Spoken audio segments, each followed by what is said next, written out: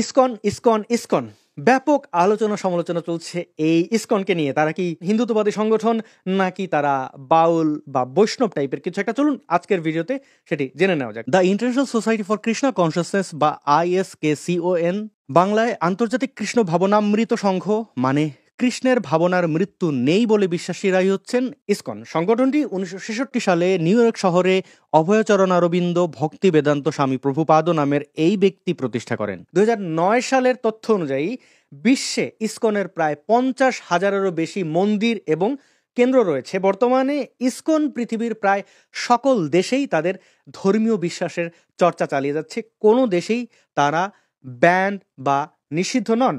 ইসকনের যে 4টি মূল আদর্শ রয়েছে তা হচ্ছে ল্যাক্টো নিরামিষ জাতীয় খাদ্য কৃষ্ণের প্রসাদ হিসাবে গ্রহণ, নেশা জাতীয় দ্রব্য যেমন অ্যালকোহল, সিগারেট বা অন্যান্য মাদক দ্রব্যাদি সেবন থেকে তারা বিরত থাকেন, জুয়া না খেলা এবং 4 অবৈধ যৌনতা পরিহার করাই তাদের মূল 4টি লক্ষ্য এবং উদ্দেশ্য বা তাদের নীতিমালা। অর্থাৎ তারা নিরামিষভোজী, শান্তিপ্রিয়, অনেকটা বাউল বৈষ্ণবদের একটা গ্রুপ।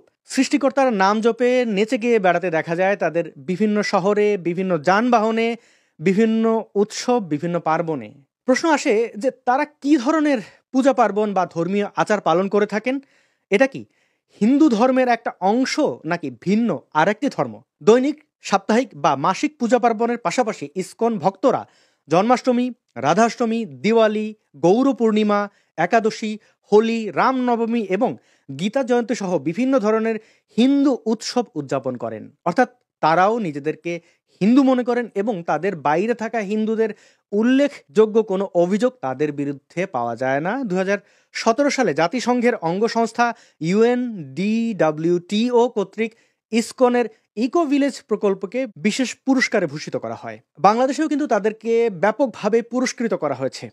অর্থাৎ নির্যাতন, নিপীড়নের মাধ্যমে তাদেরকে এই দেশ থেকে বিতাড়িত করার চেষ্টা করা হয়েছে। তাদের উপাসনালয়, তাদের কার্যক্রম সবকিছুই বন্ধ করার চেষ্টা করা হয়েছে। 2009 সাল থেকে 2024 সাল পর্যন্ত বিভিন্ন সময়ে বাংলাদেশের নিষিদ্ধ জঙ্গি সংগঠনগুলো তাদের উপর হামলা চালিয়েছে। তাদের মধ্যে অন্যতম জামায়াতুল মুজাহিদ্দিন, আনসার আল ইসলাম সহ অন্যান্য জঙ্গি সংগঠন।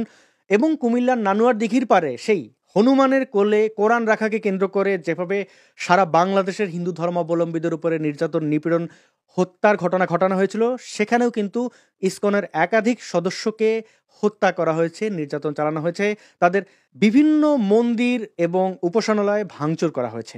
ইসকন কি আসলে হিন্দুত্ববাদী সংগঠন? না, কোনোভাবেই তারা হিন্দুত্ববাদী সংগঠন নয়।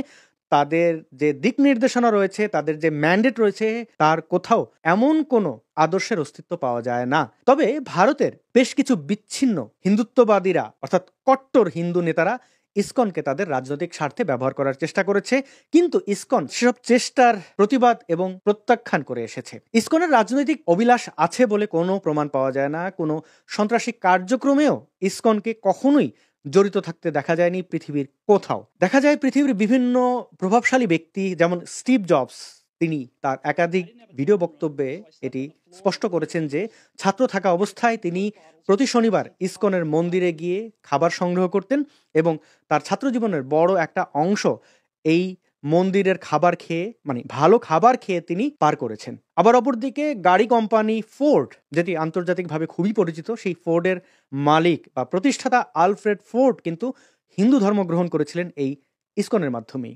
বিশ্বের প্রায় সকল দেশেই ইসকনকে ইতিবাচকভাবে দেখা হয় এবং একটু আগে যেটা বলছিলাম, কোনো দেশেই তাদেরকে নিষিদ্ধ করা হয়নি। এমনকি এমন সব দেশ রয়েছে যেখানে ধর্ম, বিশেষ করে তাদের দেশের নীতিমালার বাইরের কোনো ধর্ম পালন করা যায় না, সেসব দেশেও ইসকনের কার্যক্রম রয়েছে, যেমন আফগানিস্তান, যেমন চায়না। এবার প্রশ্ন আসছে, আমাদের মতো অবিশ্বাসীরা ইসকনকে কিভাবে দেখে? সোজা কয়েকটা লাইনে বলা যায় যে ইসকনের সদস্যদেরকে ব্যাপক কুসংস্কারের মধ্যে থাকতে দেখা যায়, তাদের অনেক সীমাবদ্ধতা রয়েছে। কিন্তু আপনি যেভাবেই সমালোচনা করেন না কেন, সেই কার্যক্রমগুলো তাদের হয়তো ক্ষতি করে, কিন্তু আপনার ব্যক্তিগত জীবনে কোনোভাবেই বাধার সৃষ্টি করে না। অর্থাৎ আপনার ধর্মবিশ্বাস বা কার্যকলাপে তারা কোনোভাবেই বাধা হয়ে দাঁড়ায় না। সুতরাং আপনি তাদের কার্যক্রমকে ওই যে কুসংস্কার বা মধ্যযুগীয় বা ব্যাকডেটেড বলে ইগনোর করতে পারেন, কিন্তু তাদেরকে কোনোভাবেই সন্ত্রাসী বলার কোনো সুযোগ নেই।